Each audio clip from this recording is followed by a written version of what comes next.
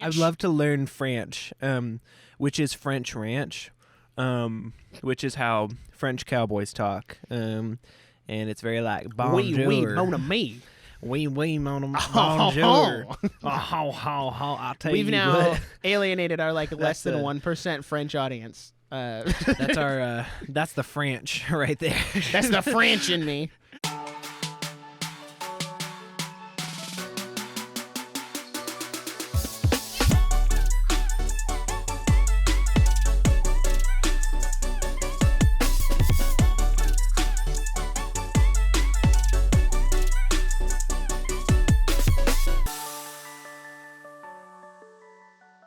Hello and welcome back to the Nerdiest Podcast, Season 6. Woo-hoo! Today we are back from break and we are going to be talking about what we've been watching, what we've been playing, and what we are hyped for this year. Any video games, movies, TV shows, all the things. But aside from that, we are also going to be talking about what the heck we've been doing over a break. What have we been watching? What have we been playing? What have we been eating?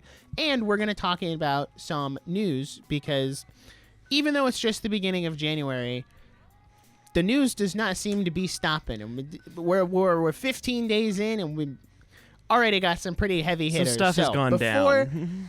any of that, I'm one of your hosts, Mr. Nick Barrett, and as always, I'm joined by my co-host, my ride or die, Mr. Jackson Glass. How about you go ahead and kick off this episode by telling me what have you been up to for the last month? Bruh, for real? Can I keep it so 100 for real right now? I'm so happy to be back here on Season 6 of the Nerdiest Podcast. Me too. Season 6. You know what we have to do now is we need a movie. We need a movie. We need 6 seasons and a movie.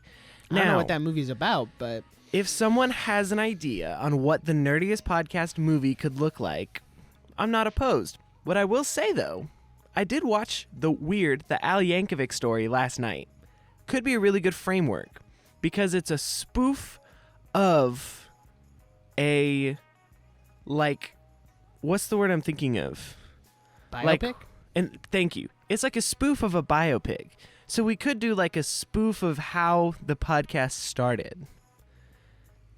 Like a documentary now type thing. Keep that in mind, listeners. Keep that in mind. Nerdiest Podcast, the movie, might be coming to your eyes pretty soon. But over this break, I was so insanely busy. I had weddings in my family. My sister got married. I went to Disney World for a very long time. That was very exciting. I have a lot to say about that.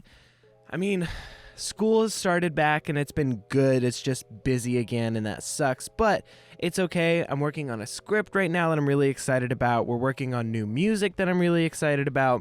2024 is going to be a good year. But man, right now it's really cold and we're under like an ice storm, and so it's hard to see the light at the end of the tunnel right now because it's kind of miserable out. But my main thing I did over break was I went to Disney World. Now, we were there for like 6 park days. We stayed at the Art of Animation. Absolutely incredible trip. The most fun I've ever had at Disney. But one thing really stuck out to me, and that was Disney has a lightning lane problem. Now, reel it back. So, Disney introduces FastPass. There's a whole documentary on YouTube about it. I'm not going to go into the weeds of it. So, FastPass was originally a paper pass, and you got 3 a day. And you could go to the ride, and you would take a ticket and get a time for that ride. And then you could come back at that time and skip the standby line. That was the entire point. 3 rides a day, you got to choose a line that you were going to skip. So, what was it, like 2019 maybe? Like, was it when Genie Plus was announced? No, Genie Plus was 2021. 2021. Because they still had FastPass. And keep in mind, the big component here is that FastPass was free. It was free. You didn't have to pay for it. And that stayed until 2020 when they closed for COVID, which, by the way, was 4 years ago. And that blows my mind. Daggum. That it is 2024, but that 2020 was 4 years ago. It doesn't feel like it's been that long. Girl, that's crazy. So, yeah. So FastPass was free. You got 3 a day. You could go get a time and come back and skip the line. So Disney Plus is not Disney Plus, Genie Plus is introduced. And now on the app, you can go and get what they call a lightning lane, which is just a stupider name for FastPass. I don't know. We still call it a FastPass. That's what everyone says. Exactly. So the problem with lightning lane is that not only does it cost $15 per person per day, but you have to buy it the day of. And to get a lightning lane that you want, you have to be ready to go at 7 a.m. on the app. Like, refresh at 7. Otherwise, they're pretty much all gone. Yeah.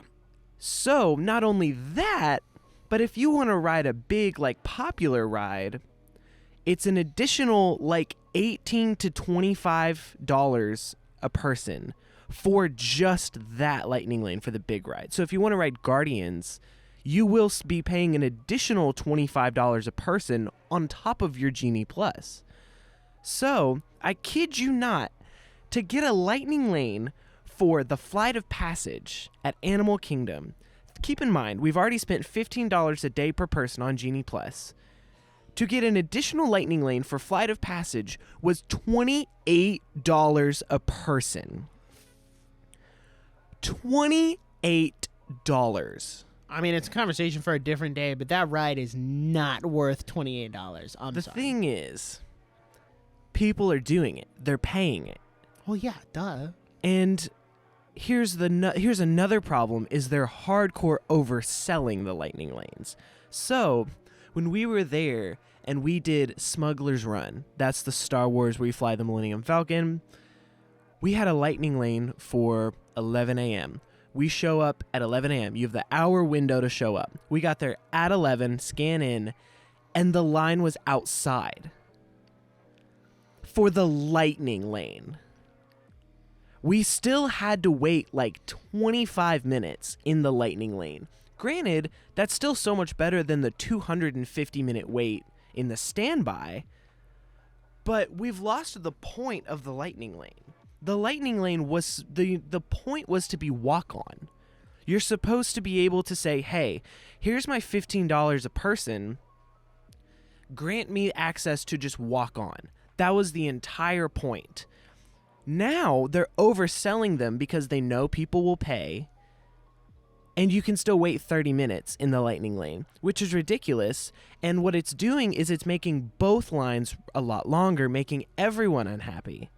So, like, the standby line is 230 minutes out the door for Smuggler's Run, which isn't worth 230-minute wait. We did the math. I don't think there's a single ride at Disney that's worth a 230-minute wait. Right. And Smuggler's Run is definitely not that ride. It's not it. If there was a ride worth it, it would be Rise of the Resistance. So, like... Or Guardians. Or Guardians. That's true. So, this is a problem because, like, now you have to honor the lightning lanes. So they're letting all these lightning lane people go, which makes the standby line a lot longer because your ratio of lightning lane to standby is a lot different. You have to let more lightning lane people through, which makes the standby longer. But also, they're overselling the lightning lanes to where you still have the line out the door. And so both lines are getting longer. And it just kind of sucks. And so, like, we went to Guardians of the Galaxy, and we had the lightning lane. We spent, like, $15 a person to have the lightning lane and still waited 35 minutes in the lightning lane. And it just made the standby, like, impossibly long. And so I don't really know what the future of this looks like. I feel like this is a broken system. And at some point, it's just going to keep getting expensive to the point where no one can pay for it because your Disney vacation is already like putting you in credit card debt. And so it's like, you know, what's the point of no return for Disney? Because all these people are they're going to Disney World and it's super expensive and you're paying like $180 for a park ticket. Yeah. And then you're to get on more than 3 rides a day, you essentially need Genie Plus. Otherwise, you'll spend your entire day waiting in line. And that's exhausting, and it's usually like stupid hot, and it's just not worth it. And so you're spending $180 a day to stand in lines all day. So they promise you, if you pay $15 a person, you don't have to do that. But then we're still ending up doing it. And so I'm just really confused. And when we were there, we did Toy Story Mania Lightning Lane. And the Lightning Lane, again, was around Toy Story Land. There was a guy outside with a sign that said Lightning Lane starts here. And it was so confusing because we walked through and the standby was literally empty. We walked through the Lightning Lane on an empty standby. And what had happened was the ride shut down for a while. And someone had gotten sick in the queue, which is impressive in its own right. How do you get sick in the queue for Toy Story Mania? Anyway, in that person's defense, they were probably sick from eating something and happened to be like they ate something, got in line, and then that's when they got sick. Right. So that's fair. That's kind of whatever. That's not the point. It's like the Lightning Lane was the only thing running because they had shut down the ride, but they had to honor the Lightning Lanes. This happened for Frozen too, is we used all our Lightning Lanes for the day and we just got in line for Frozen. And we were like, okay, the sign said like 60-minute wait. Sure, whatever. It's the last thing of the day. Let's just hop in line and go do it. It ended up being closer to 2 hours because the ride was down earlier that day, and so everyone that had the Lightning Lane while it was down, they had to honor it because they paid for it. And so the Lightning Lane started, like, the ratio changed where they were using double of the Lightning Lane people, and it doubled the standby wait. And so it's a really broken system that I don't really have the solution for, other than don't sell so many freaking Lightning Lanes. But they're not going to do that because they're making an insane amount of money. Because if you go for if you go to Disney World for a week, and you bring like your whole family, that's like $2,000 in just Lightning Lane, which is absolute just robbery. It's highway robbery, but it's also become a necessity to have a good time at Disney World and do everything you want to do.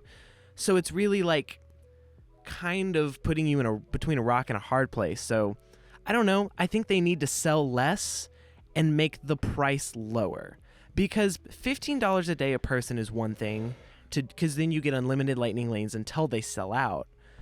But it's the additional money that's like $28 a person. That's what's insane, to still wait in line. So if they sell less for a lower price, that makes it, not to say it's exclusive, but it makes it more exclusive, and it makes the Lightning Lane more efficient and puts it back in that original FastPass idea. But it's just the demand is too high, and so we're kind of stuck. So I expect to see another retooling of this system very soon, which sucks because they've retooled it like 800 times at this point. But I don't know what to do with it. That's kind of my soapbox for this episode, is I don't really know what to do with Lightning Lane. I don't know how to fix it. So I'd like to introduce two points or caveats. Mm-hmm. One being that one of the bigger issues with Lightning Lane, and I don't know if you experienced this or not, is even if you pay in $15 a day per person per day, that doesn't guarantee you get to use a Lightning Lane for every single ride. Because if I'm at like Hollywood Studios and I pay $15 to get access to the Lightning Lanes, by the time I get around to Tower of Terror, they could be out of Tower of Terror fast passes for the day. That's what happened to us. And that's what happened. And they can't do anything about that. I can't do anything about that. So if I bought it specifically to get a Lightning Lane for Tower of Terror and it's gone, now I've wasted that $15, but they still got it from me. So it's like it's almost like a lottery in a sense, because you're paying into a system for a chance of getting something. Now, there are ways to work around and have, because like right now I think you can only have one active at a time, which is really stupid. But if you're a resort guest, because we did this when I was there for my graduation trip in 2022. Wow, I can't just say last year. That's crazy. Wow, that's kooky.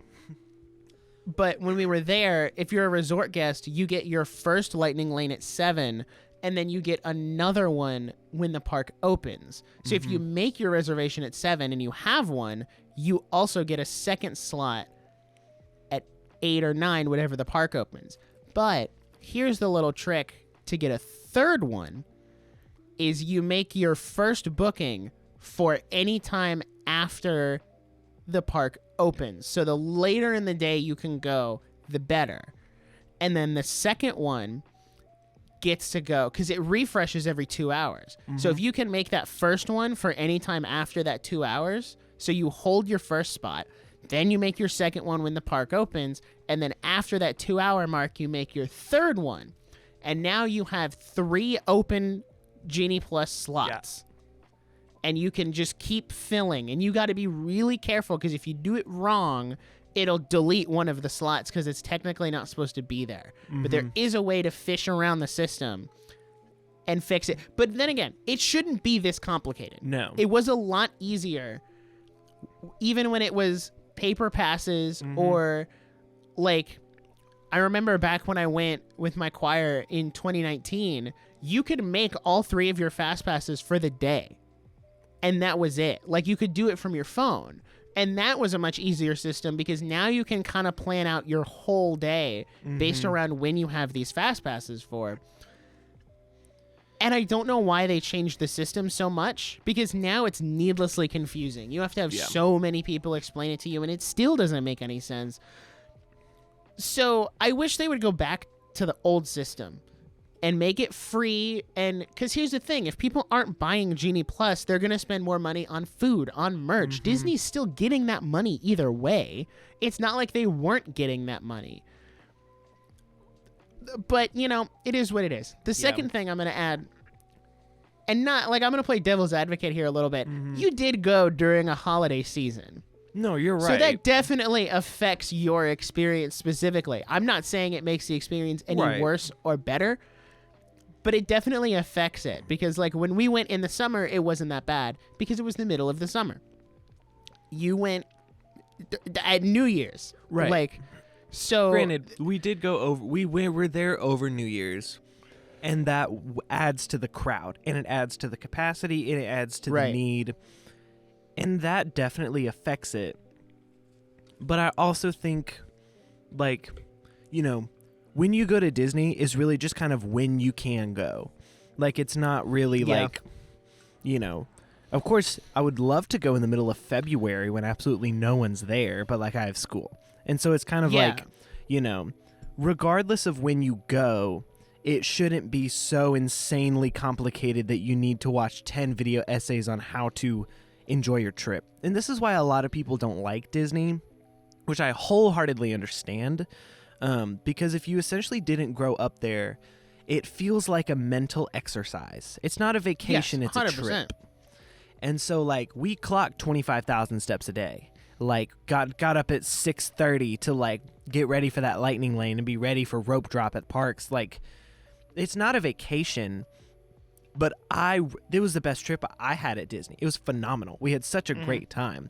It was just really frustrating because the lightning lane was so complicated. Now, we did get to ride everything we wanted to, but at a very high expense. Like, from the wallet and mentally. Like, it's an exercise to get the right lightning lanes. Like you just explained, it's very complicated. So, that's kind of... that was a rant I've been holding in for a very long time because I wanted to share it here on this episode, first episode of 2024 for you. So, thank you so much for listening. I'm sorry if that was way too long. Mr. Nick Barrett, how was your break? What have you been up to? Well, my break actually honestly felt like a break. What? Because I had already had most of the highlight clips on YouTube done, and like all of my clips and all my shorts were already pre-done, and I was just waiting on that last episode to pull stuff from, and it was very easy to pull from, and took me about a day or so to I just sat down and grinded through all of them and finished them all.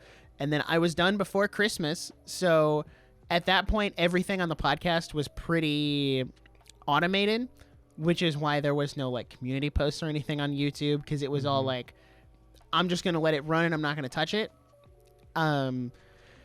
So it felt like a break because I was able to actually disconnect from all the podcast stuff and say, okay, I'm going to watch movies. I'm going to watch anime. I'm going to catch up on some games I haven't played. Like I finished Mario Wonder over the break, which, by the way, is a really incredible game. And the final boss for that game, I'm not going to spoil it because I know Jackson hasn't played it, and there's probably really other people who haven't. But the final boss is easily one of my favorite, if not my favorite Mario boss ever, because it was just so fun and creative and really tied into the vibes that the game was giving of like this new, expansive, more creative, just kind of out there experience. I'll probably go back and do some more with it, but I have a ton of other stuff I want to play first, because also over break, friend of the show, Colin, got a PS5 for Christmas, so he sold me his PS4 Pro for $100, which is great. That's because awesome. The average price of a used PS4 Pro is still like $200 to $250. So it's a steal. So like I went and got some used games. I got God of War, Scarlet Nexus. What else did I get? I'm trying to think. Oh, Final Fantasy VII Remake, which I've heard is incredibly good. And I also downloaded Genshin Impact because I'm going to become one of those guys. Just kidding. Video? I'm not going to become a degenerate. He's like, hey, this may not be any of my business. I think you should lay off the Genshin Impact. I haven't started it yet because I'm like, I know it's a more open game, but I know it's a really big time sink. So I'm trying to like finish a couple smaller games first, and I'm going back and forth between like PlayStation and Switch. Right now I'm playing Scarlet Nexus, which is really fun, and I'm really enjoying it. It is very interesting to get used to the PlayStation controller because the joysticks are on the same level instead of like Xbox and Switch where they're kind of offset. Yeah, they're different. So like getting my thumbs in the right position to play on PlayStation is very different, and getting used to like the buttons, since they're not ABYX, they're, what is it, X, square, it's X, triangle, and circle. Yeah. So getting used to that I always is very remembered different. it as Xbox 360 Illuminati confirmed. That is really funny. So yeah, I've been doing that. Aside from that, I took up a little project at the beginning of the year, because when I went and got those used PlayStation games, I like had a Saturday where I went out with my coworkers and we went to all these different like used stores and stuff, and we're looking for movies, video games, whatever. And while we were at one store, I found a ton of manga that was used in really good condition for $6 a volume, which, for those who aren't in the manga sphere, the average price is between $10 to $13. So $6 is like a steal, especially when I'm using it to fill in my collection of My Hero Academia. I'd rather get them for cheaper. So I got a ton of volumes, and when I got home, I looked at my shelf and I was like, oh, I actually don't know if I have the space for it right now. So that's kind of hard. So I'd like started going on Pinterest and YouTube and like looking up all these different ways to sort your manga collection better, because I had them like stacked vertically, like stacked deep. Like I was really trying to get the most out of these every shelves. axis. Yeah, I was using making full use of my shelf. And I stumbled upon this video that was like, resort my manga shelf with me. And he talked about like, oh yeah, I have these risers that like you put in the back and then you lift them above the row in front, and then you put some more, like, so you can do them too deep. And I was like, I feel like my shelves aren't that deep, but they are. So I did all my measuring and everything, and I actually went to Lowe's and bought wood and cut the wood and built risers. If I remember when I'm editing, I'll put pictures on screen, but don't get your hopes up. because I'm probably going to forget. But I actually built risers for these shelves because I did the math, and it's kind of hard to see. But like that's one shelf right there, and then I have the other shelf over there, and I'm actually able to fit 95% of my manga collection at the moment on those two shelves. When before it was split across like 5 shelves. So I have like an empty space up there. I have an empty space down there, and I have all these different empty spaces, which is great because I got a ton of Legos for Christmas and I didn't know where I was going to put them. But going through and building that shelf was such a satisfying experience because I was also learning. Like one of our neighbors let me borrow his circular saw, which I'd never used a circular saw before. So I got to learn how to cut the wood, how to measure it, how to trim it off if you make it just a little bit too long. Like all of these things. And I was like, man, I'm starting 2024 off learning a new skill, like learning how to cut wood. And now if I wanted to build another, like if I wanted to do a mini riser for one of the other shelves, I now feel equipped enough to do it by myself and continue like to learn how to do that. Because 2024, I want to be the year where I learn a bunch of new stuff. Like I want to start learning a different language, learn how to do wood cutting. Like I want to actually learn how to use a sword properly. That would be cool. Listen, I'm on that Spanish Duolingo train right now. If you want to hop on board, let's just say... I know Spanish, though. No, that's the thing. Like, me too. I've taken 3 Spanish classes in my life. And after taking college Spanish, I was like, it's going to stick this time.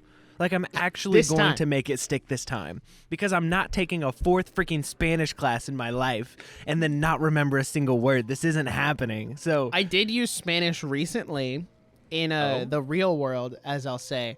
Because I went to this convention, or this I keep calling it a convention. It was not a convention. It was a conference. It was a conference. I went to this conference with my church, the young adults group. And while we were there, we were staying in a hotel. And on the last day, the housekeeping came to the door. And she was saying something in Spanish. And the guy who was in the room with me didn't know what she was saying. He just assumed she was like, oh, I'm here to clean your room, like blah, blah, blah, blah, blah. So I walk over and he's like, hey, can you Google Translate like 20 minutes and tell her like give us 20 minutes and we'll be out? And I was like, I don't need Google Translate. So I peeked my head through the door and I was like, 20 minutos, por favor. And she was like, sí. And then she walked away. And I was like, you're like, oh! So Spanish does matter. Right. Whoa! Any high schoolers who hate their Spanish class right now, don't. It's useful. You need it. Math, yeah, pretty much useless. I haven't used algebra since I've gotten out of school. But learning another language is actually a very beneficial skill, especially in a country like America where there's so many different languages spoken. It is very helpful to know another language. Even at a base level, so you can say something like, hey, 20 more minutes, or I don't speak Spanish very well. Like just little things like that to get past the communication barrier without having to use Google Translate. Because maybe you don't have your phone on you, or maybe, Google Translate's never really that accurate. Right. So, and maybe 2024, I'd love to go to Europe.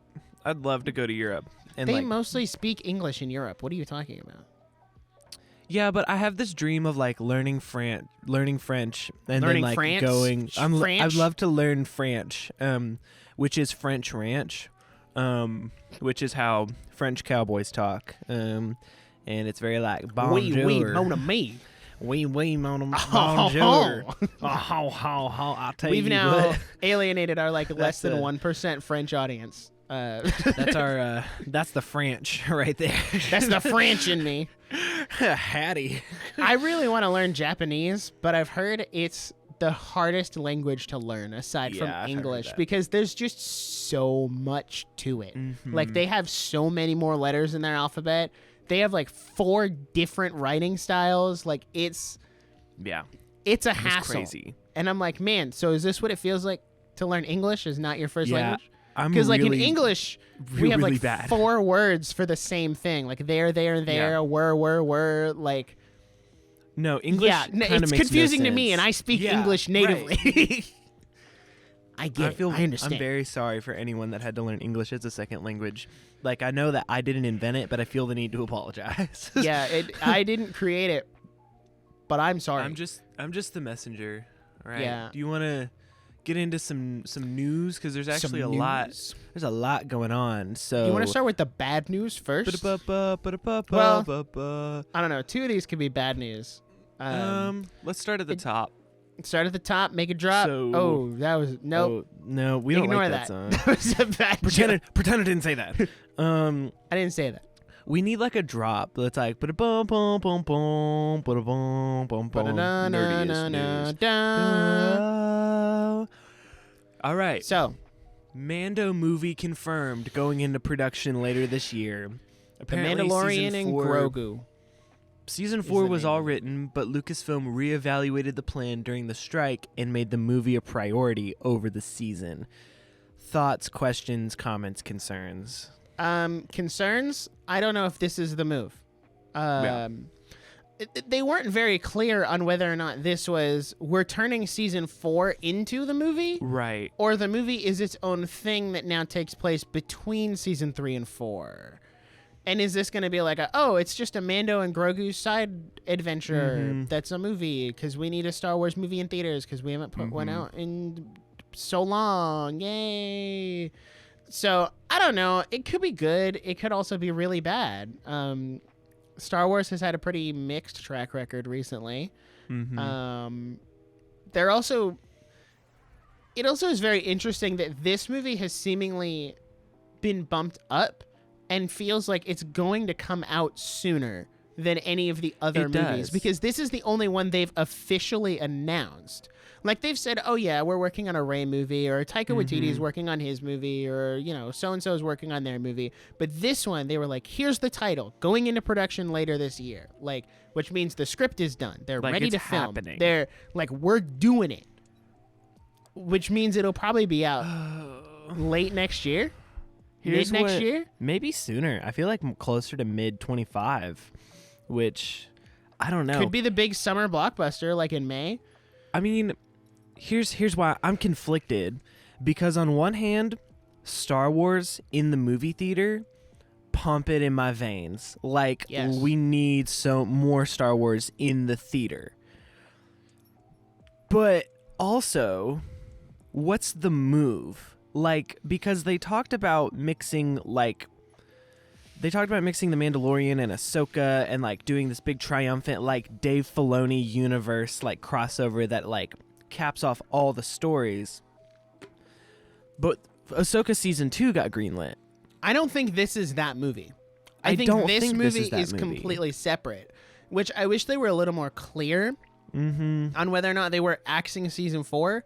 Because yes, Ahsoka season 2 did just get confirmed this week, which is so funny to me that they waited this long and didn't like move off of the infinitesimal hype that was coming from Ahsoka to just say, hey, we're doing a season 2. Like, they waited like what? It's been 6 months? No, that's too long. It's been a couple months. It's been like 4 months. It's been like 4 months. It's kind of weird because like, season 3 of The Mandalorian didn't do great. It was just a lot of filler. And so I feel like, one, The Mandalorian may not have needed a season 3, or it could have just needed a better season 3. But I feel like The Mandalorian is at a point where they don't really know what to do with him, and they kind of need to wrap him up. Right. And they don't need an entire other season to do it because season 3 was just filler. So maybe a movie is the right move, but I also don't think that they're going to do this movie as a wrap-up for him. I'm scared, like you said, that it's going to be like essentially another filler movie and just like a cute little side mission that takes 2 hours instead of doing season 4. Or it's in between 3 and 4 and we're like going full like Kevin Feige on this junk. And like Star Wars becomes like the super interconnected universe between their shows and their movies, which I don't want at all.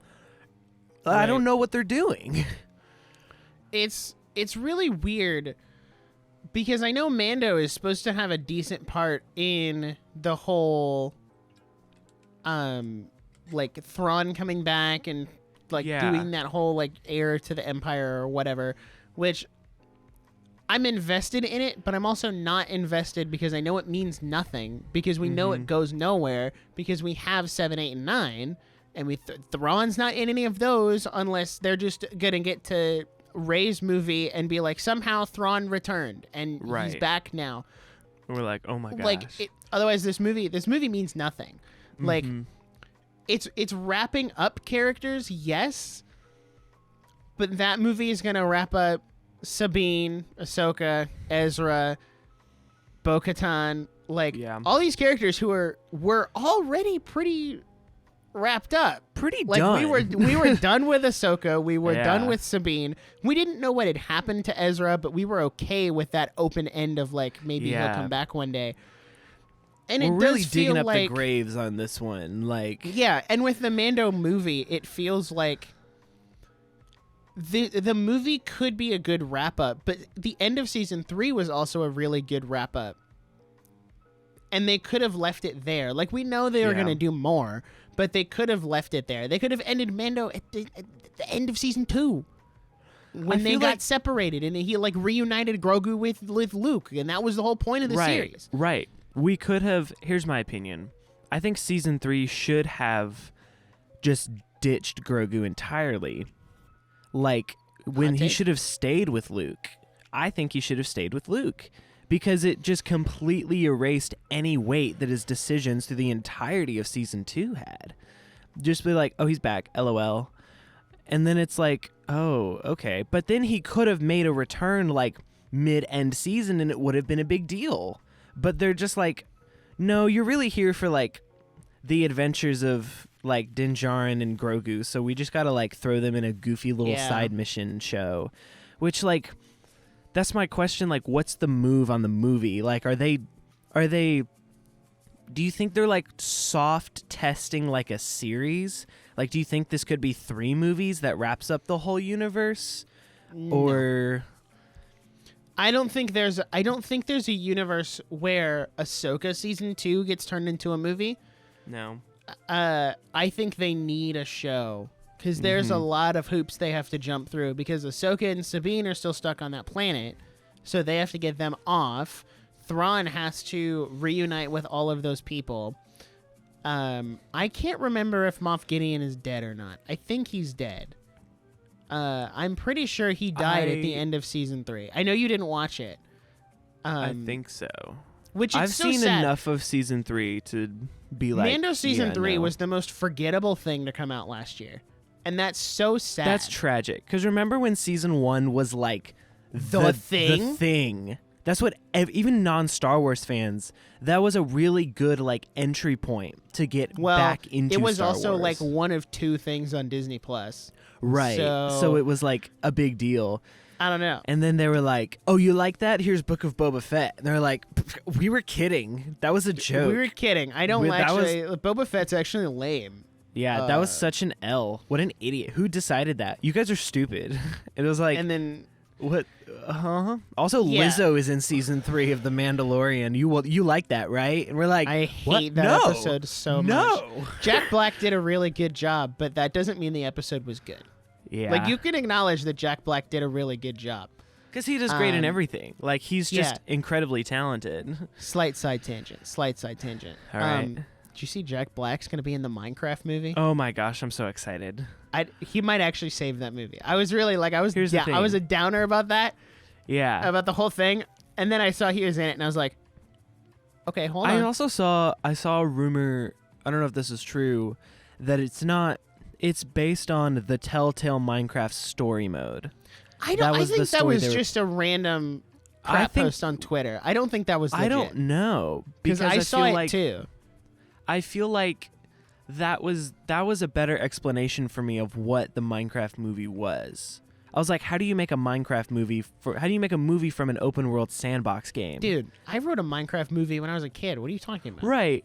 And I always said it's about Steve fighting the Ender Dragon. It's not that hard. I mean, it's not right, but it's live action. Yeah, like, that was mistake number 1. It should not have been live action. It should have been animated. If it was animated, I would be fully on board because there's so many, like, the Minecraft community has thrived off of animation. Like, Minecraft animation was a YouTube genre. Let's all admit, Captain Sparkles made the Minecraft movie with the Fallen Kingdom series. That's Dude, what I'm saying. Are you kidding me? That's the Minecraft movie right there. If it's not the Element Animation Testificate Man movie, then what's the point? Why are we here? Yeah. Okay.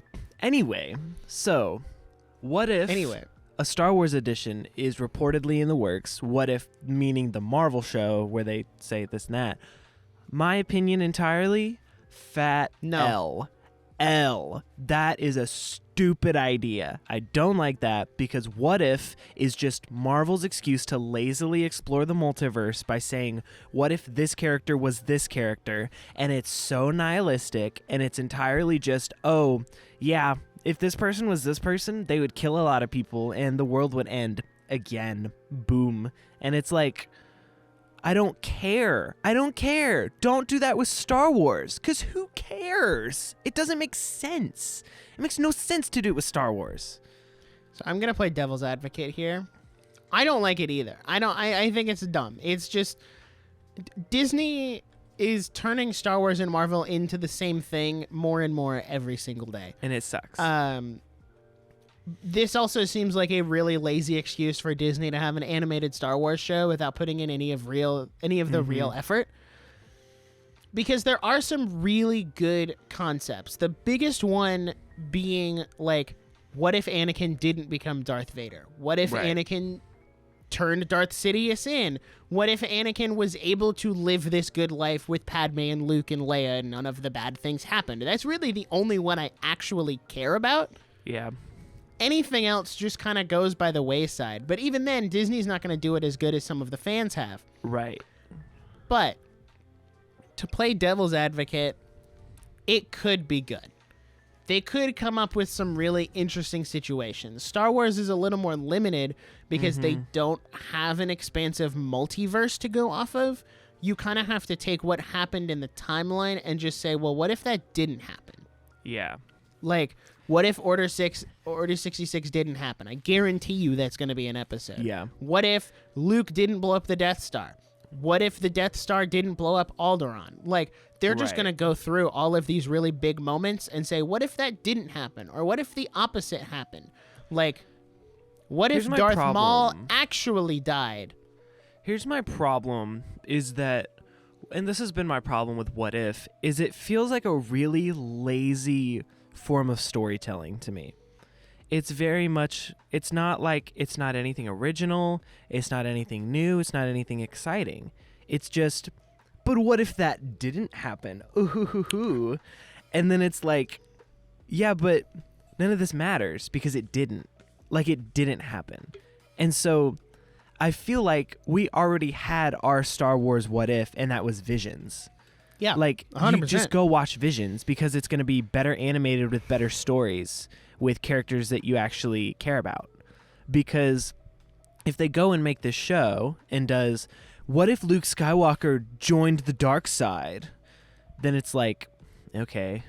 Oh, that's another one. What if he did? Like, what if he did? Like, I don't care. Like, I'm sorry. What if Qui-Gon trained Anakin? That's another one. Right. And we've so literally described 90% of what the first season's going to be. Right. And so I'm just kind of like, it's very lazy. It doesn't matter to me. It's like, it's another thing to throw on a dying streaming platform. That's kind of where I'm at. Ooh, he said it. That's kind of where I'm at. I don't know if that's harsh. I think that's fair. As a Star Wars fan, like, I'm obviously a little more impartial. Right. Because I'm like, it could be good. But at the end of the day, I don't have Disney Plus. So it would have to be really captivating for me to be like, Jackson, can I have your Disney Plus login so I can watch these episodes? And even then, I'm just going to binge it. Like, yeah. Well, that's the thing is it doesn't mean anything. We need to shoot for the moon. Like, Star Wars isn't shooting for the moon right now. They're really like, well, we just need more content. It's like, you don't need more content. You need good content. Which is so funny because It's Bob so Iger bad. said that they were going to focus on quality over quantity, and that does not seem to be what they're doing. That's not what they're doing at all. Your actions are very counter to your words, Mr. Iger. I'm just saying. the Page principles say prove it with action, and he ain't doing it. So I will that's all say I'm saying. the one thing Star Wars does have cooking for them at the moment is the Bad Batch Season 3 is supposed to come out sometime this year. I would assume around May, like, because they got to have something for Star Wars Day. And that's supposed to be the final season and wrap up that series, which honestly, I don't want to speak too hyperbolic here, but it is some of the best Star Wars content they've put out recently. Because for those who don't know, it follows this group of clones who were like genetically altered and they didn't have the chips, or they had the chips, but they didn't follow Order 66 because the chips made it malfunction or whatever. So now they kind of get split because one of the guys in this group is like, hey, no, we need to follow, like, we're soldiers, we follow orders, that's what we do. And the rest of them are like, okay, well, what the Empire is doing isn't right. So now there's this moral dilemma. Right. And it's really interesting because it's diving into a period of time in Star Wars that has not yet been dove into. And that's the fall of the Republic and the rise of the Empire and how that transition actually went. Now, don't get me wrong. This show has some really low lows and some really bad filler. But when they put out a good episode, it is like a 4.5 or 5-star episode. Because it is just like Dave Filoni knew exactly what he was doing with that episode. And it is just phenomenal. So I'm very interested to see how they close it up, because I don't think they can do any filler in season 3. It's going to all be like meat and potatoes all the way down. So, could be really good. That's the one thing on the horizon that seems like they have going for them. I don't but know. We'll see how that pans out. Star Wars is in a weird situation, but more on that later this year. Very exciting stuff coming. Oh, was that a teaser? I don't know. You be the judge. What? Moving on. Very, very, very sad news, but also not really. We're going to have this conversation. MatPat has retired from game theory, which is... Not yet. What? Not yet. Not yet. He's retiring in March. Oh, okay. But he announced that he is retiring. Right. So he's got 9 theories left. MatPat has 9 theories left. And honestly, this is very sad, because a lot of us really grew up with game theory and with MatPat, and he just really made a lot of he made what I would argue to be some of the best content that YouTube has seen. Some of the most popular, some of the highest quality, some of the most effort that has gone into content has been from him. So, that being said, it's kind of bittersweet, because on one hand, I'm like, dude, I really grew up watching him.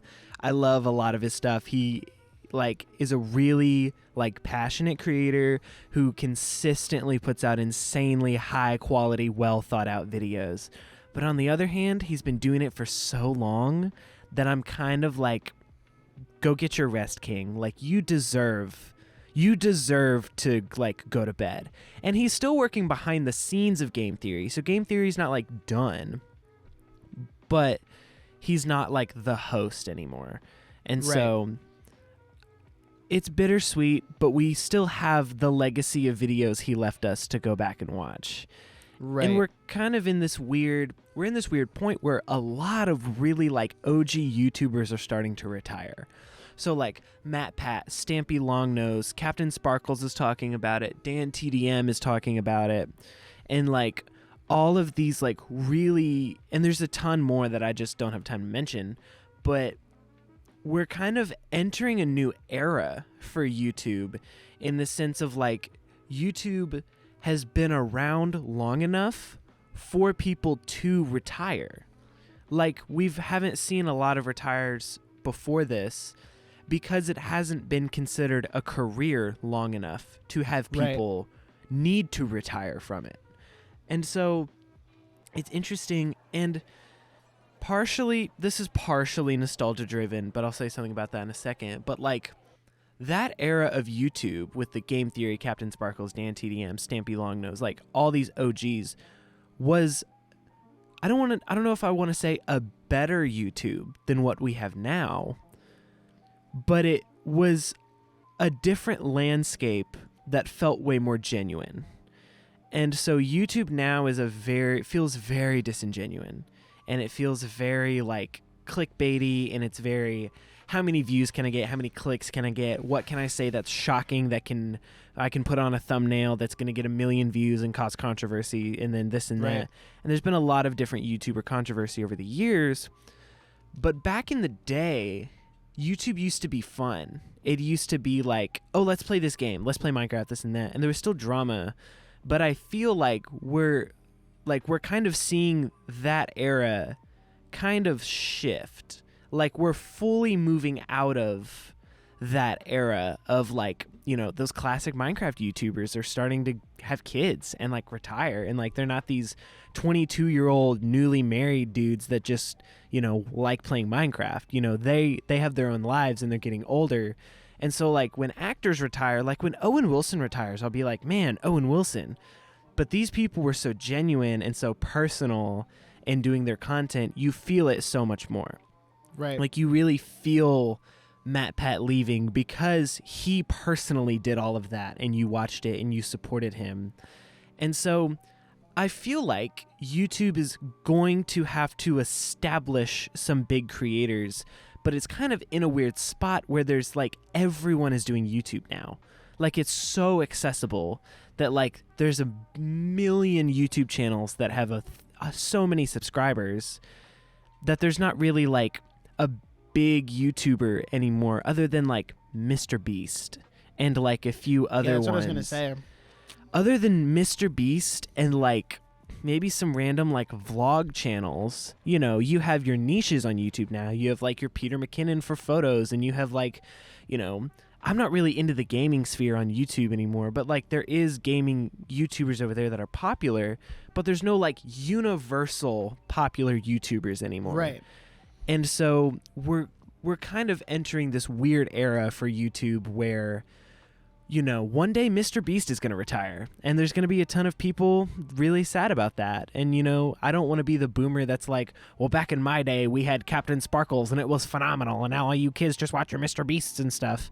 Because there's a lot of people that really enjoy Mr. Beast, and they're going to be really sad when he retires. And so there's like, we're seeing a life cycle. But honestly, I think it's going to be different because we don't have those big names anymore, because it's a lot more spread out. And I will say, I'll wrap this up in a second, I think you're not looking hard enough if you think there's not good content on YouTube right now, because there is wholeheartedly amazing creators out there that are doing really great stuff and doing really original and really thought out, thoughtful, genuine content. The problem is that's not the stuff that gets pushed in the algorithm. What gets pushed is the Mr. Beasts. What gets pushed is the clickbaity, like, reaction content.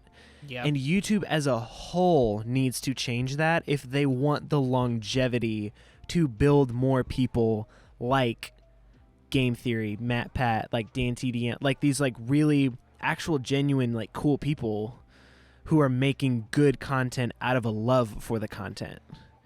And so I feel like they need to change their system for longevity, or else YouTube might be kind of screwed. I don't know. Yeah. That's my All right, second soapbox for the day. Let me work a little backwards here. I'm cooking yes. today. I got so pent up over the break. I'm really like going on these rants now. I'm sorry. I feel that. I have a rant that I may or may not get to. We'll see where we're at time-wise. But I do agree. YouTube is in a very different spot now than it was 13 years ago when MatPat started.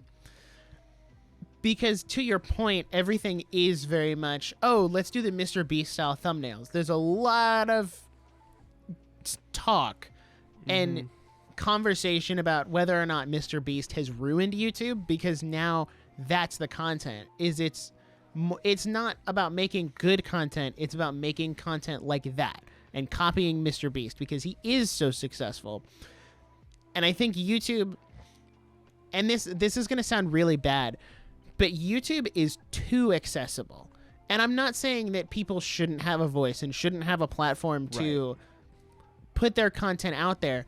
The difference is, though, is 13 years ago, YouTube was a lot harder to do. You couldn't upload directly from your phone. You really had to have a computer so that you could edit and upload, and you had to have a camera. Like, you had to have all of this equipment, so there was a high barrier of entry, so therefore the level of content quality was higher by default. Now that anybody can pull out their smartphone and shoot a really low quality selfie video and put that on Shorts, that's bogging down the really high quality content that is on YouTube.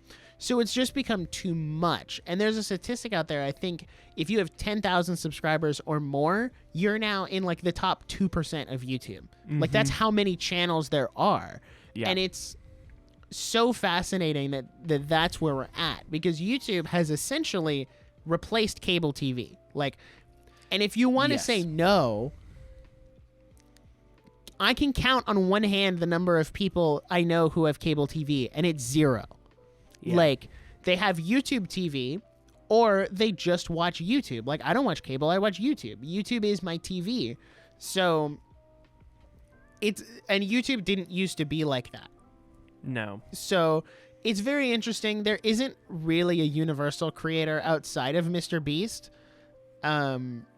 So that's very interesting. Working back, I think the big thing that kind of was the first shift and the first kickoff to this whole retiring thing was a couple of years ago when PewDiePie retired, because he was the biggest channel until, like, I mean, if you exclude like all of the like Cocomelon and T-Series and like all of that, he was the biggest channel.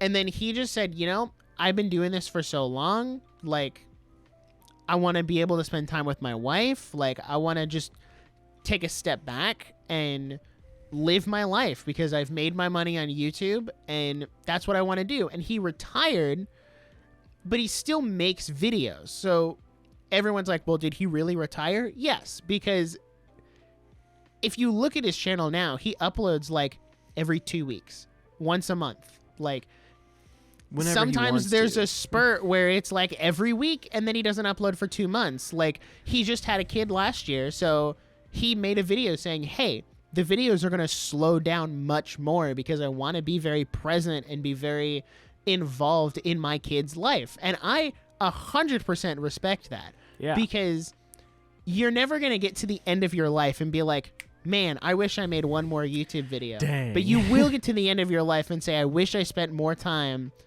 with my family or my friends. So the fact that he is prioritizing that over making videos is amazing.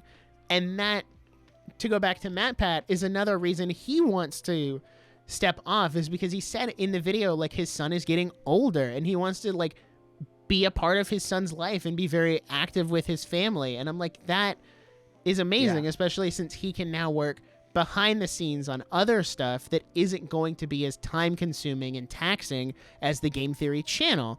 So I get that. I was I loved Game Theory growing up. Game Theory was the only reason I could somewhat tolerate FNAF, was because I was watching those videos and using it to understand the lore so that I would be less scared, which didn't work, but the lore was really cool. And like, Game Theory was the introduction for me to like Doki Doki Literature Club, which I never would have discovered otherwise, which is now one of my favorite games of all time. So it was like a very surreal thing to watch and listen to, because as a young creator, I watched that video and I know that at some point in the future, that's going to be us. Like, we're going to be like, we've done our thing, and maybe we're not ending the podcast. Maybe we are handing it off to a different person, or we're saying, hey, we've had a great 1,000 episode run or whatever. Right. It's time for us to be done. Yeah. And go spend time with the family and the friends. And like, so it was kind of humbling, because it was something I hadn't thought about ever, like for a while. So that was really interesting. I didn't think this was going to turn into like that big of a thing. I right, thought it was just like, oh, like, it was just gonna be a man, quick MatPat's thing. retiring. That sucks. No, Anyway, but this is really great. And it's interesting. It almost makes you think about the mortality of the internet. yeah, You know what I mean? It's very much like, we consume things so fast and at such a high like rate that we don't realize that eventually, also say it makes you realize how real the people are behind the screen. Like I can talk about MatPat, whatever. I don't know him. I've never met him. right. But like at the end of the day, he's just a dude that wants to spend more time with his family. And it's like, oh, that's so real. Like, no, I understand. Like, go do that. So I don't know. We YouTube needs to change something. It needs to, because if they want to go back to those big creators that put in a ton of time and a ton of effort into everything, like you said, like the barrier to entry used to be a lot lower, or used to be a lot higher.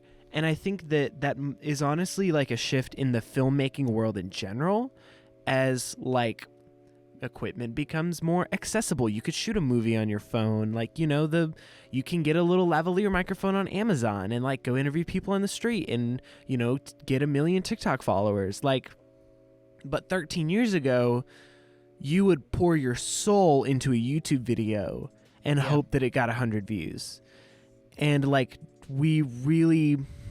YouTube doesn't reward quality anymore. It rewards quantity. And that really sucks for the future of YouTube.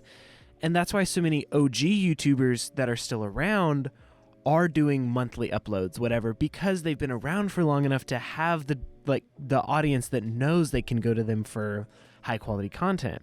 Like the end of every month, I always watch Drew Gooden's new video because I know it's going to be a banger. And I'm not here wondering, why doesn't he upload weekly? I get it, because his monthly uploads are really, really good. But if he started from zero, monthly uploads would get him nowhere. You'd have to do like 2 uploads a week with 3 shorts and a community post and this and that. But like, I think about creators like Brian David Gilbert, who was on, he was on Polygon for a long time, did Unraveled. He uploads a video like once every 3 months. And it's usually something like long about him cooking a breakfast sandwich. And then it's just like, but it gets 500,000 views because he built that platform over so long that he has the longevity. So I don't know. There's a lot to break down here. We could do an entire episode on. But YouTubers are retiring, and it's not a bad thing. We just need YouTube to fix the system. Yes. Very much so. Anyway, for the sake of time, do you want to save the last news point for next time? I don't know. It's been an hour and 10 minutes, and we're not in the main topic. I know. And I feel like that is going to turn into a big conversation. So yeah, we'll save it for next episode. We'll save it for next time. It is a big conversation, and even though it wasn't announced this week and happened this week, it's still relevant. It'll still be relevant. Unless there's a major development in the next 2 weeks. Right. Who's to say? Whew. All right. So before we move on to the main topic, and I'll be honest, the main topic's not going to take too long. We'll get into that in a minute. It's very light. We actually have some cool announcements to give you right here. Wow. Mid-roll announcements? But before we get into our announcements, what we need to do is thank the sponsor of today's episode, Lure.tv. Oh my goodness, you're so right. What is Lure? I won't spend too long on this. Lure is a fundraising platform more than a streaming platform. All right? They're building a streaming platform one subscriber at a time. The Lure is a streaming platform that allows monthly subscribers to spend monthly subscription funding the movies and shows that they want to see. Now, instead of letting Netflix just give your money to whatever show they want, Stranger Things Season 10 or whatever, Lure lets you, with their in-app currency called Loot, kind of like Fortnite, Your subscription goes to their in-app currency, and you can use that currency to fund the TV shows from indie filmmakers that you want to see. Now, you can also buy extra loot for an additional fee to throw to your favorite shows, and Lure has already raised over $80,000 for independent filmmakers. No way! Like ourselves. And so, if you want to use the code NERDPOD, NERDPOD, on Lure.tv, we also get some commission from that to help independent filmmakers just like us. So, that's Lure.tv. Fund the shows that you want to see. Thank you, Lure, for sponsoring this episode. Now, announcements for us, personally, the Nerdiest podcast in Season 6. Season 6. Daggum, we've been doing this for way too long. We are retiring, just like Matt. At the end of Season 6, we're done. We're retiring. We're done. We're out of here. The movie, we're actually doing a movie so we can wrap up the interconnected universe. Yes, but the multiverse, if you will. The nerdiverse, if you will. The nerdiverse. You know, you just, you know, that's where you get coffee time and you get joystick and you get like the full like universe. Everything has to get wrapped up. Yeah, like everything comes together and then just explodes, like the Big Bang event in Fortnite. Of course.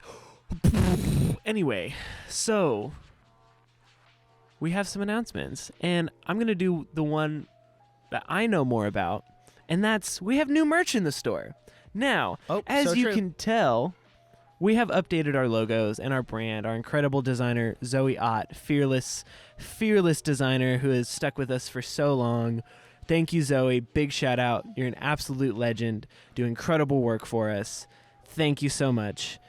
We actually have updated our logos, and they're all on the merch at thenerdiestpodcast.com. Very exciting stuff. We also released some new stuff. We have mugs, we have pins, and we have beanies, and we have a new hoodie without the zip up. It's a full hoodie, and they all have our logos, the Nerdiest Podcast, on there, our icons. We're so excited about it, but also keep an eye on thenerdiestpodcast.com because we have a new line of merch coming very, very soon that we're very, you guys are gonna very really excited like about. it. So, thenerdiestpodcast.com, go get you some new merch and flex on all your film buff friends that don't listen to the Nerdiest Podcast. Now, we have another announcement that I will throw over to Mr. Nick Barrett. That's me. We teased it at the end of last year, at the end of the last episode, 2023 year in review. Mm-hmm. But if you didn't, for some reason, listen to that episode, or you just missed the end, I'm here to tell you and announce that this year we are kicking off the first annual, this is going to be an annual thing, the first annual Nerdiest Awards. We have 14 categories, right? I'm going to pull it up right now and read you all the categories. Now, here's the little twist, though. Is Jackson and I, we really tried to pick things that we had seen. But we didn't want it to just be things that we had seen because obviously we can't watch everything. We just don't have that kind of time. So, for every category, there will be 5 nominations. And we, between me and Jackson, picked 4. What's going to go in that 5th spot? That's what I'm here to announce, is that the 5th spot is going to be a fan choice. So if you go down to the link in the description right now, there's a form for you to fill out and submit what you think should be in that 5th fan slot. Now, I'm not going to go over all the nominations and everything. I'm just going to read off the categories so you can get an idea of what we're doing. But you can go down there, cast your vote. Not your vote yet, but you can submit what you think that fan vote choice should be. Now, I got a couple dates for you because, as with any awards show, we got to have organized. We got to be organized. So the fan vote opens today when this episode drops, January 15th. You can go and tell us what you think should be in that 5th slot. Now, that fan vote choice thing is going to close on January 25th. And what that means is we're going to close it, we're going to solidify, look through everything that everyone has suggested, and the top choice for every category is going to become the 5th vote.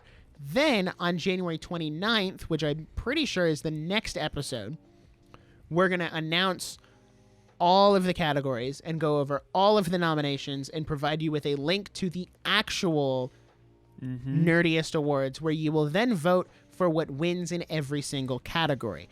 That's how this is going to work. That fan vote, that vote for the actual winners and the nominations opens on January 29th, and then it closes on February 15th, because on February 19th, we're going to be doing a whole special episode going over the Nerdiest Awards and all of the nominees and who won each category. It's just going to be a great time. We've been talking about doing an award show for years. Very long and every time it comes up, we're like, oh, well, yeah, we'll put it together, and then we never do. And then we didn't. So this year, I finally bit the bullet and actually just went through and made the Google form. So before we move on to our main topic, let me run through all of the categories that you will be submitting your choice for. So we obviously have Film of the Year. That's the best movie that came out in 2023. Of course. We have Show of the Year. We have Animated Film of the Year, because we got to recognize animation, because if Hollywood isn't going to do it, we got to step in. That's the You know what point. I'm That's saying? why we're here, you know? We also have Game of the Year, because we're not just a movie and show podcast. We also talk about video games sometimes. Of course not. We have Anime of the Year for all my fellow anime fans out there. We got to recognize the anime that came out last year.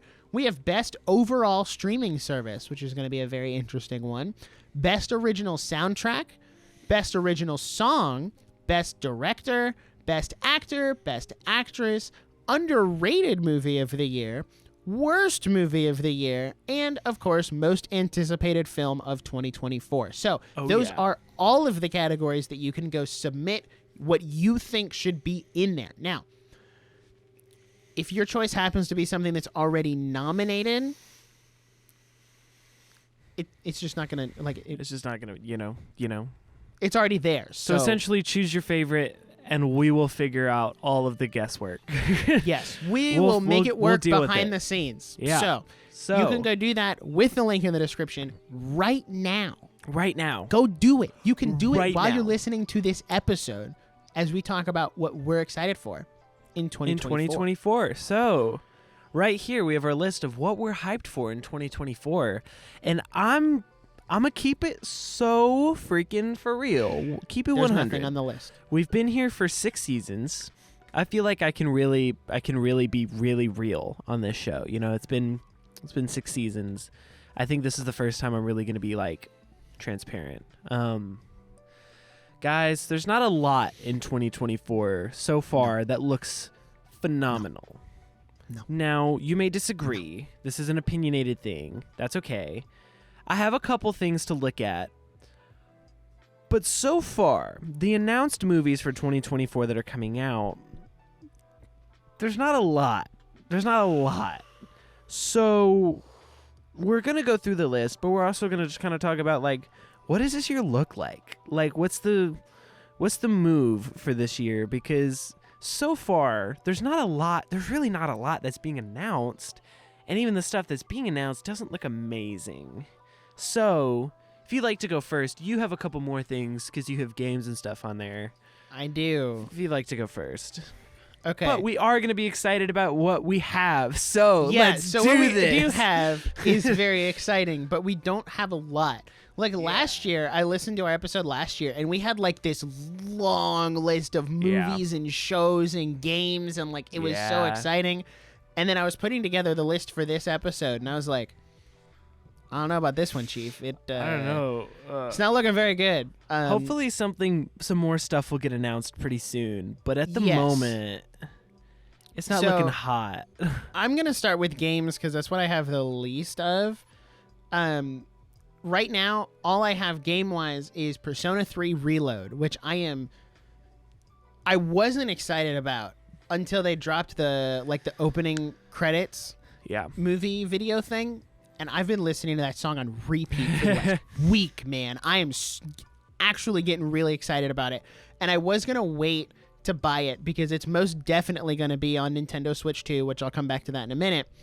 But I don't know if I want to wait for it to play it on Switch when I could get it in February on PS4.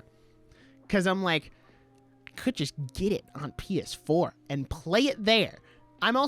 Listen, I'm a bit of an aesthetics guy. If I get it on PS4, the whole color scheme of the game is gonna blue. Look better. And the PlayStation case is blue, so it would really just flow together well if it was all blue instead of having some red on there somewhere. That miss me. You know? No. I thought about getting on an Xbox, but then I was like, that green with the blue? Green? Disgusting. No. So, I am very excited for Persona 3 Reload because I really love Persona 5 Royal, and I've never played Persona 3, and I kind of put it off because I had heard rumors of them doing a remake. So now I'm going to play the remake. Whether or not I actually get it in February is a different question. Mm-hmm. It kind of depends on where I'm at financially, because it is a $70 game. And I'm not doubting that it's worth $70. It's just whether or not I have the $70 when it comes out. So I might wait until like March when I get my tax return and that kind of stuff and use the money that the government took that they're giving back to me to buy the cool anime game for PS4. Other than that, Nintendo, the year's really light. Like, yeah. I don't know. I'm not really into Mario versus Donkey Kong. The Princess Peach game looks okay. The Paper Mario and the Thousand Year Door, I'm not really big into Paper Mario. I'll probably ask for it for Christmas. The one thing they do have that I'm kind of excited for is Luigi's Mansion 2 HD is coming to Switch. Oh, and I that does look love cool. Luigi's Mansion 2. But the thing that I'm more excited for from Nintendo that is purely based on speculation is that Nintendo Switch 2 is supposed to be releasing this year, which I know we've been saying this since 2017. But there's a lot of smoke on this one. And where there's smoke, there's fire somewhere.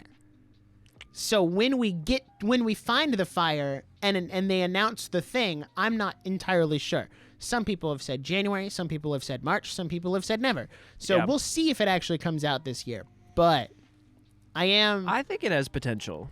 I'm excited for it with a question mark because it might not honestly happen. not opposed to the Switch 2 this year, and I feel like it's possible. Like, it actually feels pretty possible. And what was the rumor for the next Direct? That it was it April? No, it was February. Okay, it's February, like it always is. Yeah. Now the question was whether or not the new thing was going to be announced before the Direct so they could show the new games, or if it's just going to be like well, hey, we're doing some ports and we're doing some remasters. I did hear a rumor that Twilight Princess and Wind Waker are finally supposed to be coming to Switch, which we've been saying that also for years. But I quote tweeted on Twitter the person who leaked it, and I said, no, this is legit because, of course, Nintendo would wait until I finally get them on Wii U to put them on Switch. And everyone was like, thank you for the sacrifice. We want to play it on Switch. So if they come to Switch, you're welcome. I will switch from the Wii U and thus make my Wii U completely irrelevant. Completely irrelevant. So if anyone needs a Wii U in the near future, I will be selling it. I'm just kidding. I'm going to keep it, but it is very interesting. So that's what I've got for games. I will hold off on the rest for a little bit. I'll let you take a turn. I have movies, and there's only 4. That's a little sad. I saw looking at like Letterboxd. I only have one. Google. Yeah. Looking at like Letterboxd lists in Google, there looks like there's a lot of horror movies coming out this year, and that's just not my jam. Are you gonna go see the? Are you gonna go see the Mickey Mouse? Horror movie? No. Mickey Mouse Funhouse or whatever it's called. Here's the thing. They're like, haha, Mickey Mouse public domain. Let's put him in a horror movie. And they're like, haha, Winnie the Pooh public domain. Let's put him in a horror movie. Those movies are so low budget and they're garbage. Like, just, they're not worth it. Like, it's for the meme. And they know it's for the meme. And so they put like $200 into making a crappy Mickey Mouse slasher movie. You know, there's no need to watch that. So what I am excited for, though, is an episode that we plan to, or a movie that we plan to do an episode on, and that's Kung Fu Panda 4. Now, DreamWorks coming out swinging. DreamWorks almost rarely misses, and so I feel, especially recently, like they've really been killing it. And so, Kung Fu Panda 4 has huge potential. Jack Black, honestly, might be in his prime. Like, Jack Black is absolutely slaying the game right now. Like, he's picking up some really high-profile roles and demolishing them. He's doing such a good job. So, Jack Black coming back in Kung Fu Panda 4, very exciting because I get to rewatch all the other Kung Fu Panda movies because I haven't seen the third one in, like, forever. I think I've only seen it once. And they're all actually quite good. They're phenomenal. And Kung Fu Panda 4, seeing it in theaters, that's going to be a W. It's going to be a W. That's all I'm saying. So, should I keep going or wait? I think you should space it out since you only have a few. All right, I only have a few. You go ahead. So, here's what's funny is, in terms of games, the one game I'm excited for comes out in February. In terms of movies, the one movie I'm excited for comes out in December. So whatever happens in between, I'm not entirely sure. Yeah. But I do see this movie as my reward for surviving the entire year because it comes out at like the end of 2024. And it's like a prize of like, hey, you made it through 2024. Congratulations. Here's your movie, which is none other than Sonic the Hedgehog 3. Mew, mew, mew, mew, mew. Which I am so excited for because Sonic 2, listen, if you were with us in 2022, I mean, you already know how excited I was about Sonic 2. The only reason I'm not more excited about Sonic 3 is because we haven't seen a trailer or anything yet, so I'm just solely basing it off the last two movies. Mm-hmm. But I am very excited about that. And that's all I have for movies. Dang. That's rough, buddy. Yeah. Next is a movie I'm actually really excited for. Oh my, nope. Go ahead. I'll save it. I thought of another movie, but it can lump into my next section. So, this one has had a couple trailers. Like, it looks really good. And that's The Fall Guy, which... Fall Guys, the game, gets a movie? No. I know what you're thinking. Well, it's Ryan Gosling, Emily Blunt, and Aaron Taylor Johnson, right? Ooh. Really good cast. And the description is, after leaving the business 1 year earlier, battle-scarred stuntman Colt Seavers springs back into action when the star of a big studio movie suddenly disappears. As the mystery surrounding the missing actor deepens, Colt soon finds himself ensnared in a sinister plot that pushes him to the edge of a fall more dangerous than any stunt.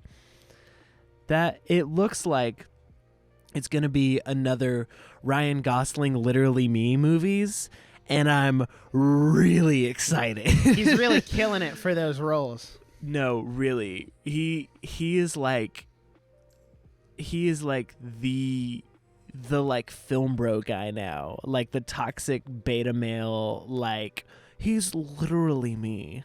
He's literally me. So that actually looks really good, and I'm excited for it. There's not a whole lot of info on it, but it comes out this year, and I'm excited for it. What's the date on that? Sorry. Good question. I'm not entirely sure. It is set to kick off the summer movies. It hit May 3rd. Wow, that's really close May to my 3rd. birthday. Hey, that's awesome. Okay, continue. Unfortunately, there is no Zelda game coming out around my birthday this year, which is so sad. That's an L. But you know what is coming out around my birthday? That was actually what? an unplanned great segue. My Hero Academia Season 7. Wow. Because I kind of cut out there. 7. If you don't know, My Hero Academia is my favorite anime of all time. God tier. Banger. Peak. What can I say? Don't let the haters tell you it's bad. They just don't like it. There's a difference. Here's what I'll say. I am very excited for Season 7 because it's getting into the end arc, ? The one concern with this season is how long is it going to be? Because if they do a full 25-episode season, they're probably going to catch the manga because the manga is not that far ahead. Like, let me nerd out for a second. Last season, when Season 6 ended, was the first time that the anime had ended before the English volume of what they covered was out. If that makes sense. Like, if you wanted to go buy the physical volume to continue where the anime left off, you had to wait like 2 months because it wasn't out yet. Because that's how close they were to where the manga is at. So I don't know if they're going to like work with Horikoshi and be like, hey, we're just going to end it in Season 7 if you're close enough. We'll make it a little bit longer season or split it into 2 parts. What I think is probably going to happen is, since it's starting in May, which is already later than most of the other spring anime, they're going to do a part 1, part 2, and they're going to split the season and do 12 to 13 episodes in part 1, take a entire season off, and then come back in the winter season of next year, so 2025, and say, here's the next part and the other 13 or whatever episodes. Because they're also working on, and this is the movie I remembered, is the next My Hero Academia movie comes out this year too, which we have no plot details on whatsoever other than it's happening in the summer. So I'm very excited for both of those things because I love My Hero. It does seem like the manga is going to wrap up this year, which I'm not emotionally prepared for it yet. So if we start an episode and I'm just bawling my eyes out, it's probably because My Hero Academia is over and we're not going to get any more new stuff, which is sad. But also good because I want to know how it ends. So if it ends good, then it'll be not sad. If it ends good, it'll be generational. Well, it's already generational, but it's a big word we like to throw around. How many more do you have? Because I only have 2 more, but then I have like a handful of like small stuff I can throw out there. I got 2 more, and they're both Ryan Reynolds movies. Oh, sick. Go for it. So, first of all, Deadpool 3. Hype. I'm gonna go see it in theaters. Hugh Jackman as Wolverine. We've wanted to see it for so long. Comic accurate costume. Dude. This is where I start to nerd. Bro. Is it? Deadpool and Wolverine together. Hugh Jackman and Ryan Reynolds together. I'm hype. I'm so excited. I mean, I'm excited too. It didn't make my list because I knew it was going to be on yours. Right. Rarely, see, I feel like when I get excited to see a movie in theaters, because it's more rare now, I get really excited. So I'm like, oh boy, yay, in the theater. Where right now it's like, oh, I could go see Wonka or, The Hunger Games, which I heard The Hunger Games is actually quite good. But I'm just kind of like, I've heard it's good too. I don't need to go see it. Like, I could wait till it's on Netflix. I'm not dying to see it. So yeah, Deadpool 3 is on there. Hit me with another one. All right. I'll go with the next one, not in chronological order, but Demon Slayer is doing another movie. Well, they're doing another compilation of episodes and labeling it as a movie and putting it in theaters to get money to bump up their budget, which honestly is such a big brain move. Kind of based. I'm not opposed. You're going to be animating that stuff anyway. So why not just throw it together and make a little extra dough to help inflate the budget and actually pay your animators well? Mappa, what? I wasn't saying. Anyway. So yeah, but then that's going to flow into Demon Slayer Season 4, which is the Hashira training arc, which is either going to be really short, or normal length and have a lot of filler, or they're going to trick us and actually flow into the next arc, and they're just not saying anything because they want to catch us off guard like they catch you off guard in the manga. Because when you read the manga, it goes from like Hashira training, like, oh, this is so cool, we're training. Oh my God, we're in the final arc? What? That is actually my reaction to reading the manga a couple of years ago. Wow. So, Demon Slayer Season 4. That's awesome. I am very excited about that. Now, before I because my last one, I am obviously very excited about My Hero. Obviously very excited about Demon Slayer. But there's one anime that's new this year that I am very excited about. But I'm going to save that for the end.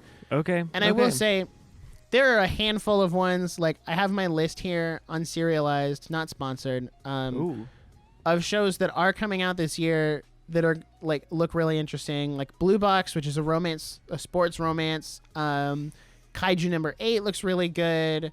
There's one that I can't pronounce the name of because it's in Japanese, but it's kind of like Spy Family, but not Spy Family.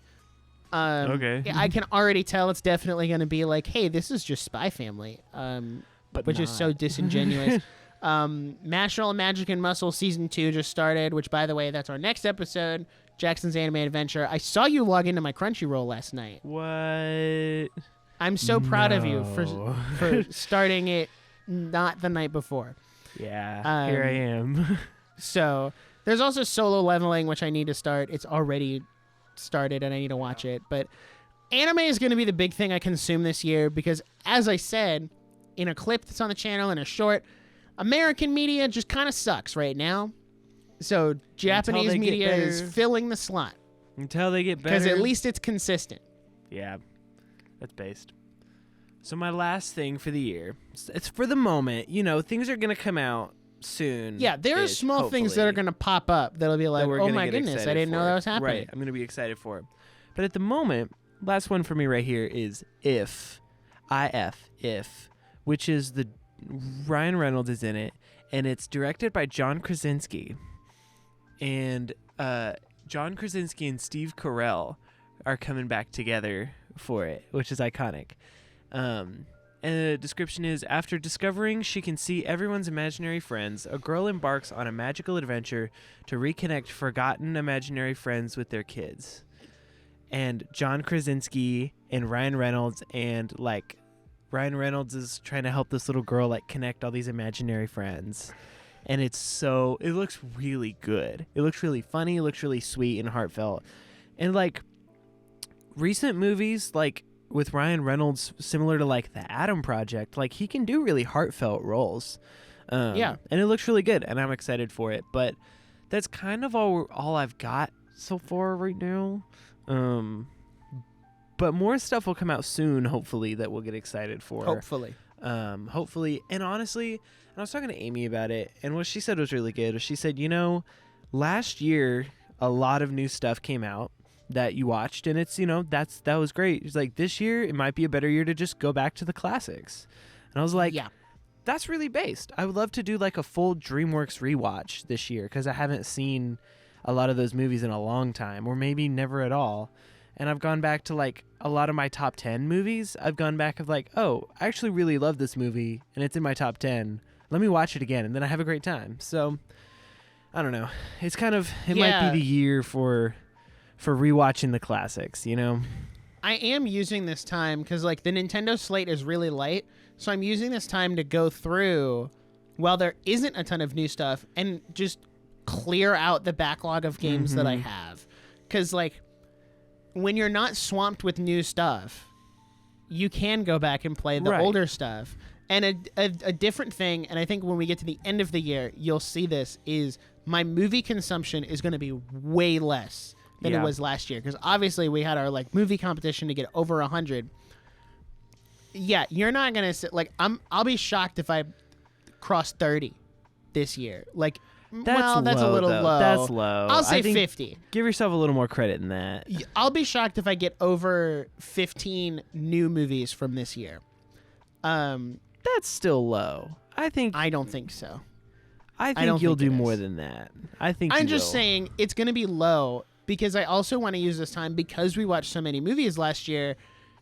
I didn't feel like I had time to play video games or watch anime, so I ended up getting behind in both of those things. And now I have the time to go back and catch up on both of those things. So I can watch anime or I can play video games, and it's just going to be so nice to get back, because I do have a ton of games I want to play, with Persona 3 Reload, as you saw, being the only new one.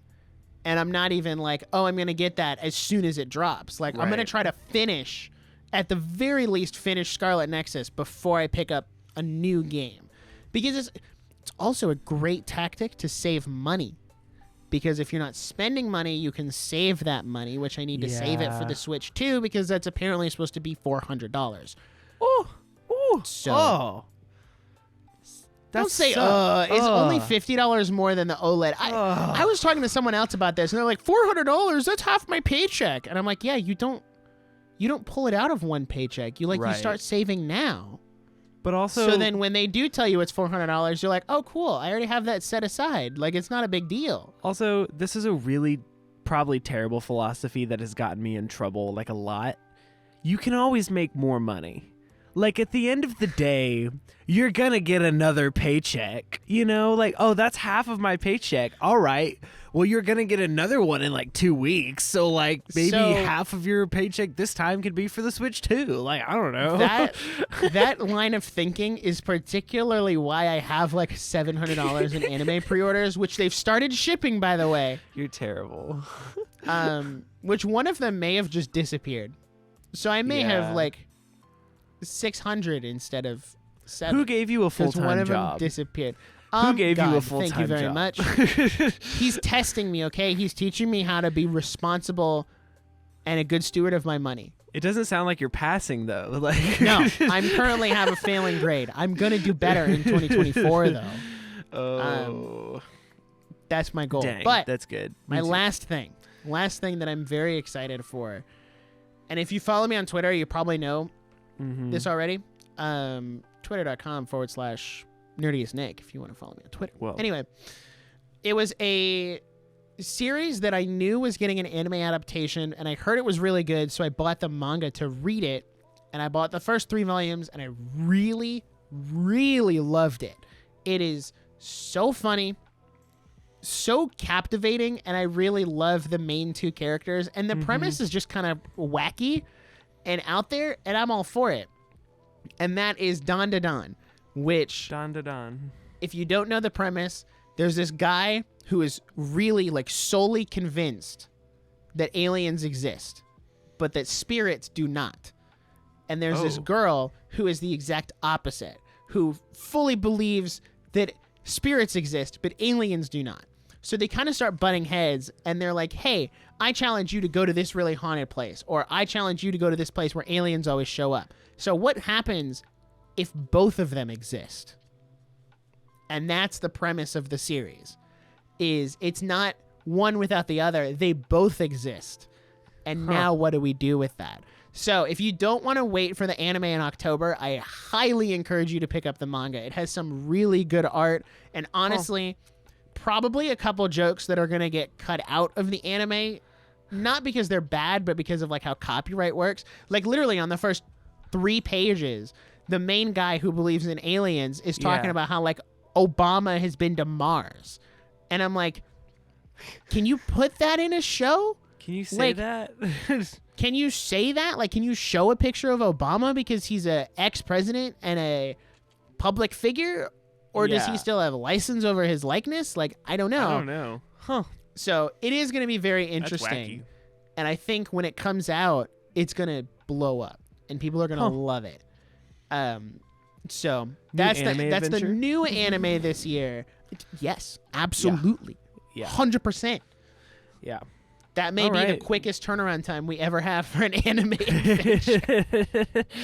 It's like That's 5 episodes are out. Cool. We're going. Yeah. So that's kind of it.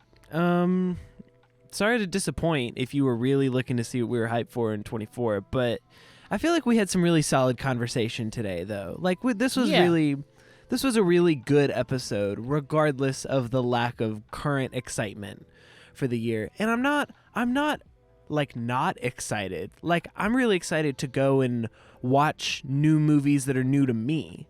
Like there's a ton of movies out there that are really great that I'm sure are really great that I've never seen. And so that doesn't have to be a new movie from this year to be excited. So I have a long watch list that I'm going to go through this year, and I'm really excited about that. So unless you have anything else to say, I think we can wrap this up. I think we're out of here. First All right. episode of the year. So Done. First episode of the year is done. Don't leave yet, because we have to thank our very special Patreons, Mr. Bearded Mana. Thank you so much for sticking with us. And also the Spotify members. If you're a Spotify member, feel free to identify yourself if you'd like to be thanked personally. Send an email or a DM or whatever you'd like. But if you're a Spotify member or a Patreon, Mr. Bearded Mana, thank you so much for supporting us, supporting the show. We really appreciate it. Also, don't forget to vote on the Nerdiest Awards fan choice with the link in the description. It's a Google form. It's so easy. All you have to do is say, this is my favorite actor. This is my favorite movie of the year. This is my favorite this and that. And it's not that hard. And then your choice could be on the actual vote ballot for the real award show. And it could win. Who's to say it's not going to win? So make sure you do that. Also, the nerdiestpodcast.com new line of merch just dropped. So exciting.